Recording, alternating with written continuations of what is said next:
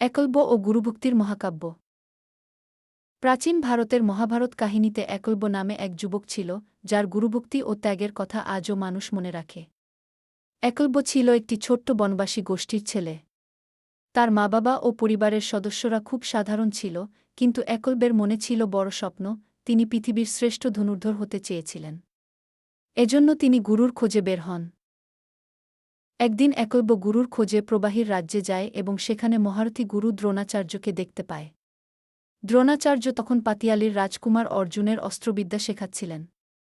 একলব্যের মনে হয়েছিল, যদি গুরু দ্রোণাচার্য আমাকে শেখান, তবে আমি তার মতো দক্ষ ধনুর্ধর হতে পারব। কিন্তু দ্রোণাচার্য একলব্যকে বলেন, তুমি রাজকুমার নও, তুমি আমার শিষ্য হতে পারবে না। একলব্য হতাশ হলেও তার গুরুভক্তি ও নিষ্ঠা ছিল অবিশ্বাস্য। তিনি ঠিক করলেন যে তিনি নিজেই ধনুর্বিদ্যা শিখবেন এবং গুরুর প্রতি তার শ্রদ্ধা ও ভক্তি কনুইয়ের উপরে থেকে যাবে। একদিন একলব্য গাছের নিচে বসে নিজের আঙ্গুল দিয়ে মাটি খুঁড়ে নিজের প্রতিকৃতি তৈরি করেন। তিনি প্রতিকৃতির সামনে প্রণাম করে, গুরু, আমি আপনার শিষ্য হতে চাই, বলে প্রতিদিন কঠোর অনুশীলন শুরু করেন। কয়েক মাস পর একলব্য এত দক্ষ ধনুর্ধর হয়ে ওঠেন যে তিনি একদিন অর্জুনের মতোই শিকার করতে সক্ষম হন। তবে একদিন দ্রোণাচার্য একলব্যকে দেখতে পেয়ে অবাক হন। তিনি জানতে পারেন একলব্য তার নির্দেশনা ছাড়াই নিজে এত দূর এগিয়েছে।